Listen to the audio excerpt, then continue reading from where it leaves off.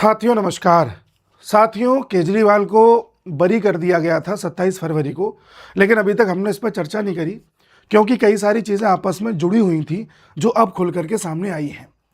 केजरीवाल पर डिस्कशन करेंगे, ये देखेंगे कि केजरीवाल का इस तरह से बरी होना भारत की राजनीति को किस तरह से प्रभावित करता है। साथ ही ये भी देखेंगे कि भारत की राजनीति में जो एंटोनियो माइनो हैं यानी कि सोनिया गांधी, वो किस तरह से ईरान के लिए बड़ी परेशान हैं, बड़ी रो रही हैं बेचारी। किस तरह से प्रियंका वाड्रा रो रही हैं। किस तरह से हमारे देश में बंगाल के इलेक्शन फ्रेम हो रहे हैं, धीरे धीरे किस राह पे जा रहे हैं, और इस समय भारत की राजनीति किस तरह से मोड़ ले रही है। हर चीज़ पर डिस्कशन करेंगे, एक एक करके देखते हैं। देखिए, जो केजरीवाल जी हैं और इनके साथ के जितने भी लोग थे, लिकर केस में अंदर गए थे, 2024 में अंदर गए थे। इस लिकर स्कैम में दो तरह की चीज़ें बनती थी। एक ईडी हमेशा ही देखती है पीएमएलए के तहत कि मनी ट्रायल कहाँ से हो रहा है, मनी ट्रेल होते होते पैसा कहाँ से कहाँ घुमाया गया, 2 नंबर का पैसा किस तरह से इधर से उधर किया जा रहा है, ये ईडी देखती है। अब जब 2 नंबर का पैसा आप इधर से उधर करोगे तो करने के लिए आपने कोई ना कोई जुर्म भी तो किया होगा, कोई ना कोई करप्शन किया होगा, तो वो करप्शन की चीज़ सीबीआई देखती है। तो पहले ईडी का पूरा इनका सिस्टम स्टार्ट हुआ, फिर ये गिरफ्तार हो गए लोकसभा चुनाव से पहले। केजरीवाल, ध्यान से सुनिएगा चीज़ें, लोकसभा चुनाव से पहले गिरफ्तार होते हैं।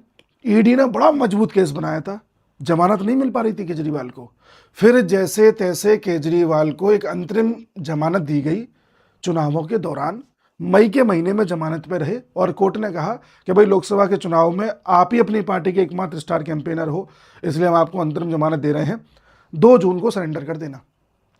2 जून को वापस केजरीवाल ने सरेंडर कर दिया, ठीक है, क्योंकि हो गए थे चुनाव। फिर 20 जून को केजरीवाल को फिर से जमानत दे दी गई दिल्ली की एक लोअर कोर्ट के द्वारा। वो लोअर कोर्ट जैसे अभी इस लोअर कोर्ट ने बरी कर दिया है। आपको याद होगा उस समय एक जज साहिबा चर्चा में आई थी, कैसे कैसे इन्होंने जमानत दे दी। इन जज साहिबा ने सभी की दलीलें सुनी नहीं, उनका नाम भी न्याय देवी करके कुछ था। लेकिन मामला तुरंत हाईकोर्ट में गया और हाईकोर्ट ने कहा कि नहीं, जमानत नहीं मिल सकती, ऐसे जेल में रहिए। फिर अगस्त के महीने में फिर से ट्राई किया गया केजरीवाल के द्वारा और सुप्रीम कोर्ट में इस बार अर्जी लगाई गई कि केजरीवाल को जमानत दे दो। मैं 2024 की बात कर रहा हूँ, पूरा एक सीक्वेंस देखिएगा।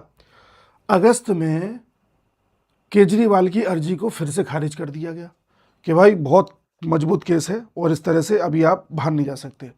फिर प्रयास किया गया। तो ऐसी स्थिति में सीबीआई को लगा कि केजरीवाल इससे पहले ईडी के केस की वजह से बाहर आ जाए, जमानत मिल जाए, एक केस और लगाओ। फिर सीबीआई ने अपनी तरफ से कोर्ट से कहा कि हमें केजरीवाल चाहिए, हम इनसे पूछताछ करेंगे, अपनी कस्टडी में ले रहे हैं। फिर केजरीवाल से पूछताछ होती रही और फाइनली सितंबर 2024 में केजरीवाल को जमानत मिल गई। कब मिली? सितंबर 2024 में। और हरियाणा के इलेक्शन कब थे? अक्टूबर 2024 में, यानी हरियाणा इलेक्शन से 1 महीने पहले। लोकसभा इलेक्शन में बीजेपी को फायदा तब होता जब केजरीवाल जेल में होते, और तब तक शीश महल बन चुका था, एक के साथ एक शराब मुफ्त में इन्होंने बंटवाई थी, और भी इन्होंने दिल्ली में कुछ किया नहीं था। इनकी इमेज ऐसी थी कि जेल में जाके ही ये घाटे में जाते। अब हुआ ये, मैं कोर्ट पे सवाल नहीं उठा रहा, मैं बाकी चीज़ों पर चर्चा कर रहा हूं। अब हुआ ये कि ईडी का केस तो बहुत मजबूत बनाया गया और सीबीआई का हल्का बनाया गया, ठीक है। और नियम ये है, कोर्ट का जजमेंट ये कहता है 2022 वाला एक, कि अगर इस तरह की स्थिति है ईडी का केस और सीबीआई का, और सीबीआई का केस ढीला पड़ गया या खत्म हो गया, इसमें दम नजर नहीं आई, तो ये भी अपने आप खत्म हो जाएगा, ठीक है। तो जो अभी बेल मिली, जो बरी किया गया है, ये बरी ऐसे किया गया है, अदालत ने पाया कि सीबीआई के तथ्यों में जान नहीं है, इसलिए केस ही बेकार है, तो जाहिर सी बात है फिर ईडी का भी मतलब नहीं बनता। तो उस समय जमानत मिल गई हरियाणा इलेक्शन से 1 महीने पहले। अब हरियाणा इलेक्शन का रिजल्ट देखिए। हरियाणा इलेक्शन का रिजल्ट हम देखते हैं, तो बीजेपी और कांग्रेस में जो अंतर था वो 0.85% वोट का था, यानी 1% से भी कम वोट का अंतर था। और जैसे तैसे बीजेपी 48 सीट ला करके जीत गई, 46 सीटों पर बहुमत था। 46 सीट पर, 1% से भी कम का अंतर रहा। अब केजरीवाल की पार्टी, जब केजरीवाल 1 महीने पहले जमानत पे आ गए तो उन्होंने फिर कैंपेन किया। इनको लगा हरियाणा में मैं कुछ अच्छा कर दूंगा, इन्होंने पूरी जान लगा दी और जान लगाने पर इनको वोट मिले 1.53%। अगर केजरीवाल बाहर नहीं होते तो जान नहीं लगाते तो शायद ये फिगर ना होता और हो सकता है बीजेपी हार जाती। इत्तेफाक है, मैं इत्तेफाक की बात कर रहा हूं, ये इत्तेफाक है। अब आगे देखिए, मामला फिर चलता रहा, केस चल ही रहा था। अब कोई देखो, सबसे पहले मैं आपको एक बात बताऊं कि कोई ये कहे कि केजरीवाल निर्दोष हैं, बड़े अच्छे इंसान हैं, ईमानदार हैं, बीजेपी जबरदस्ती फंसा रही थी, तो चलो आपकी बात मान ली।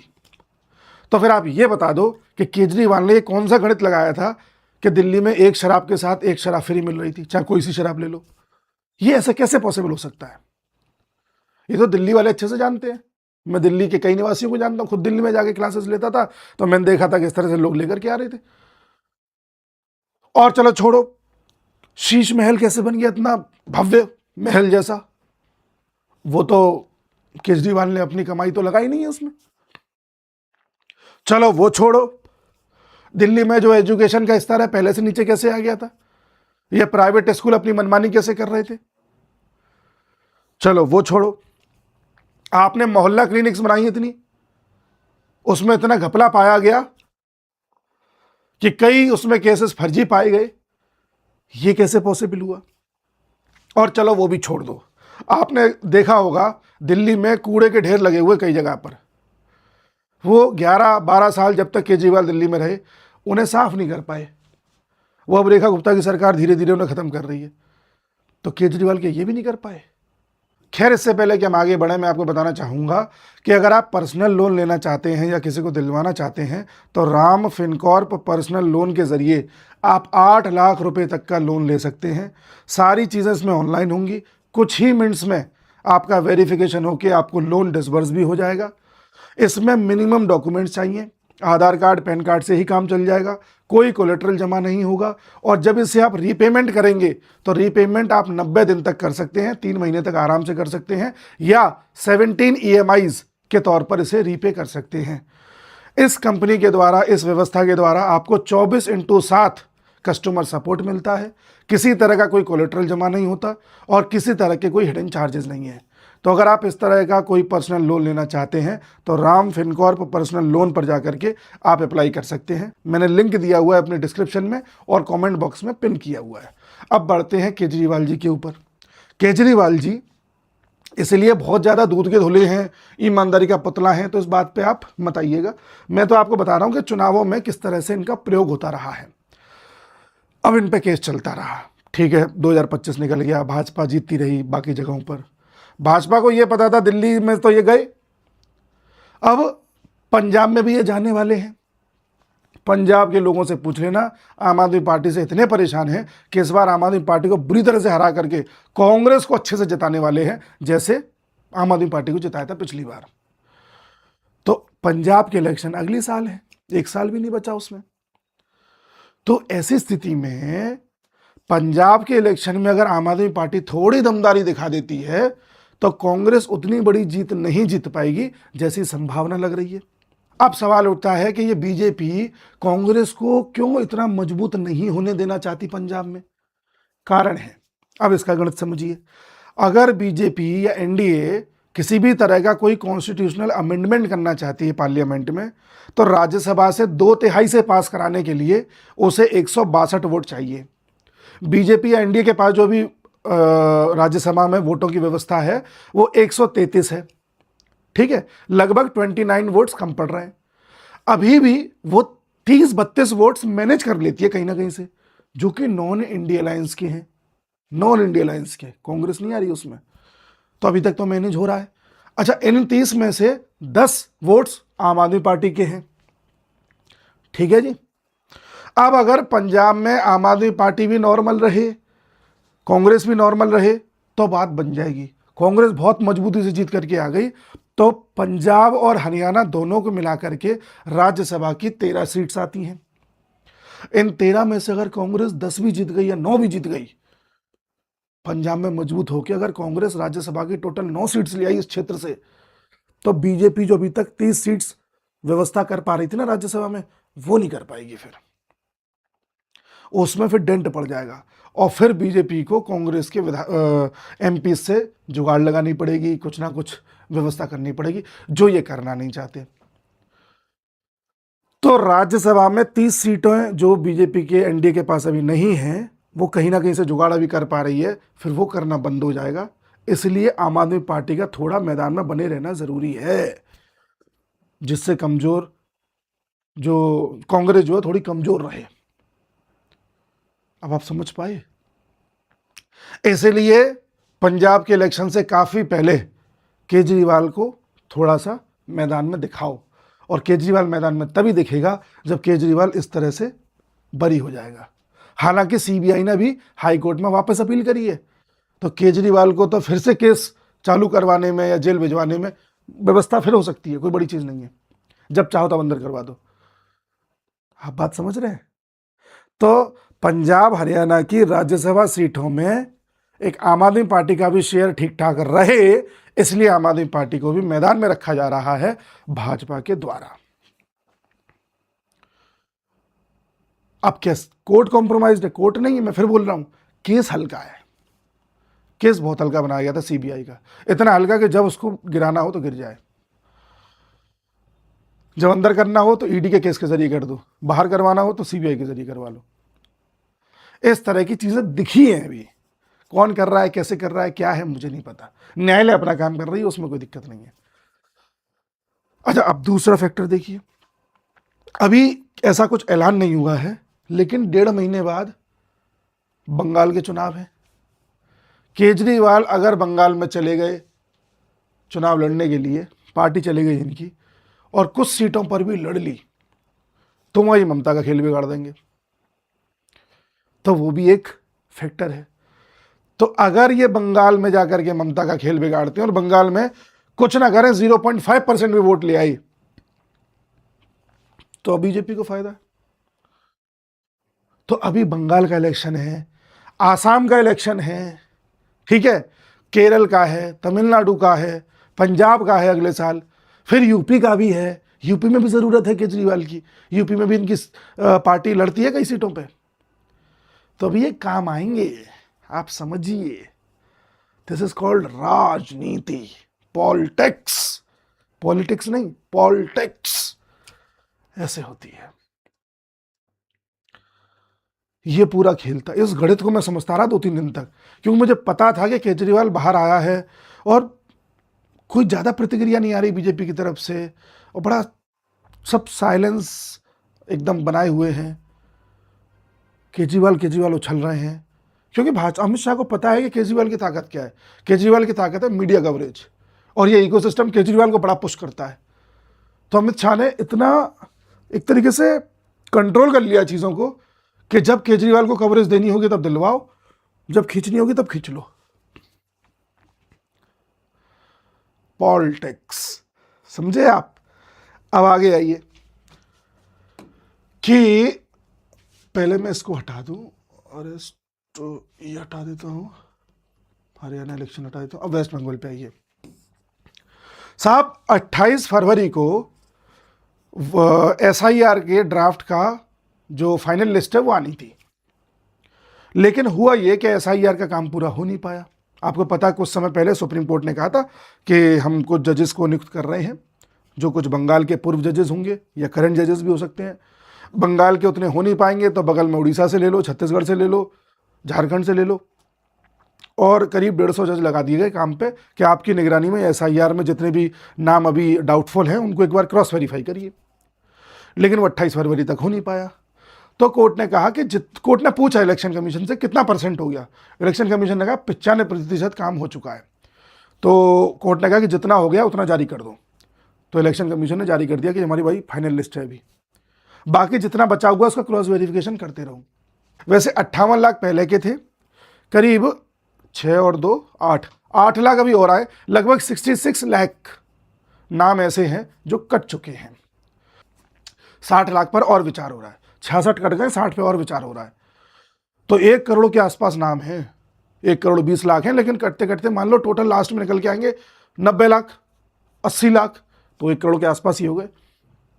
मजे की बात यह है कि जो फाइनल लिस्ट आई, अभी तक जो फाइनल आई है, उसमें ममता बनर्जी के क्षेत्र में ही 47,000 वोट्स कट गए हैं। और ममता बनर्जी, आपको याद होगा, 2021 में अपना चुनाव हार गई थी, फिर दोबारा लड़ी हैं किसी और की सीट से, उस सीट पर 58,000 वोट से जीती थी। उनमें से 47,000 तो डाउटफुल हो गए, कट ही गए, और उसमें अभी भी 14,000 डाउटफुल है। यानी 14,000 पर अभी काम चल रहा है कि इनमें से कितने काटने कितने नहीं काटने। 47,000 तो कट गए, वो कन्फर्म है। तो इस तरह से ममता तो और परेशान है। ममता तो बिल्कुल एसआईआर के खिलाफ है। अच्छा, ममता को इस समय बंगाल में होकर के अपना चुनावी कैंपेन करना चाहिए, गली गली जाकर के अपना ड्रामा करना चाहिए, वो जो करती हैं, लेकिन वो दिल्ली में बैठ कर के एसआईआर का रूनर हो रही हैं, और वहाँ बीजेपी अपना ग्राउंड लेवल पर काम कर रही है। मैंने फिर से पूछा कुछ लोगों से कि बीजेपी का क्या करंट दिखाई दे रहा है, तो लोग कहते हैं बीजेपी की तरफ से शांत है, सब कुछ दिखाई नहीं दे रहा। फिर मैंने कुछ पत्रकारों से बात करी कि मैंने, साहब आपको क्या लगता है, आपके तो लोग ग्राउंड पे जाते होंगे। तो मेरा 1-2 पत्रकारों से जब बात हुई तो उनका कहना यह था कि आरएसएस लंबे समय से अंदर खाने काम कर रही है। आरएसएस ने अतिरिक्त 15,000 छोटी छोटी शाखाएं लगाई हैं वहाँ, 15,000, और ये टारगेट दिया गया है कि आपको जो भी व्यक्ति मिल रहा है उसे कम से कम 7 बार, 5 से 7 बार आपको उसे समझाना है कि क्या प्लस है क्या नेगेटिव है, और उसे बताना है कि किस तरह से चुनाव होगा, आप हर तरह से सेफ हो। अब एक आदमी को आप 7 बार 5 बार एक ही चीज समझाओगे तो कुछ तो फर्क पड़ेगा। तो वो अंदर ही अंदर काम चल रहा है। दूसरा, अगर ये एसआईआर का बिल्कुल फाइनल काम होने में थोड़ी भी देरी हो गई तो चुनाव आगे खिंचेगा। चुनाव आगे खिंचेगा तो जो असेंबली 7 मई को भंग हो जानी चाहिए कायदे से, वो लंबी खिंचेगी, और अगर वो लंबी खिंची तो फिर राष्ट्रपति शासन में चुनाव कराना पड़ेगा। आप समझ रहे हैं? मान लीजिए चुनाव होता है 4 से 5 चरणों में, और ये 4 से 5 चरण होने में 1 महीने लग गया, और उससे मान लो 10-12 दिन पहले चुनाव की घोषणा हुई, आचार संहिता लगी, ठीक है, तो 1 महीना प्लस 10 दिन और 40 दिन चाहिए आपको। अब जिस दिन चुनाव की घोषणा हो रही है उससे 40 दिन देखो, उससे आगे 40 दिन में अगर 7 मई बीच में पड़ जा रही है तो पहले ही विधानसभा भंग करनी पड़ेगी, और 7 मई से पहले ही काम सब हो जाएंगे तो विधानसभा भंग नहीं करनी पड़ेगी। और ममता बनर्जी सीएम क्यों है? क्योंकि विधानसभा में बहुमत है, तो विधानसभा होगी, बहुमत होगा तभी तो सीएम हो। अगर मान लो चुनावों की घोषणा होती है मान लीजिए 10 अप्रैल को, तो 10 अप्रैल से 40 दिन जोड़ लो, 20 मई बैठता है तो 7 मई से भी आगे खिंच गए चुनाव, तो पहले विधानसभा भंग करनी पड़ेगी। ऐसी स्थिति में फिर राष्ट्रपति या गवर्नर रूल में चुनाव कराना पड़ेगा, जो सबसे सेफेस्ट है। तो एक संभावना वो भी है, ठीक है। तो बंगाल में क्या होगा, देखने वाली बात होगी। कोर्ट ने तो ये भी कहा है कि ममता बनर्जी जिस तरह से बार बार एसआईआर को लेकर के चैलेंज कर रही हैं, हमें किसी तरह का कोई डाउट नहीं है, ना इलेक्शन कमीशन पर, ना किसी चीज़ पर। हमने अपनी तरफ से जजेस को भी लगाया है काम पर। तो बार बार ममता बनर्जी जिस तरह से अपने वकीलों को भेज करके पूरे टाइम बर्बाद करती हैं कोर्ट का, वो वाजिब नहीं है, ऐसा कहा गया है, ठीक है। तो नोटिस इशू कर दिया है इस बात को लेकर के कि भाई ये बार बार आप एसआईआर को चैलेंज ना करें। अब आइए एक और खबर पे, एंटोनियो माइनो, ये ममता बनर्जी है, ये एंटोनियो माइनो है। एंटोनियो माइनो को बांग्लादेश में हिंदुओं के साथ क्या होता है ज़्यादा कोई परेशानी नहीं है। इनको इस बात से कोई दिक्कत नहीं है कि भारत किस तरह से पाकिस्तान को रेल रहा था, तो उन्होंने कभी खुशी जाहिर नहीं करी।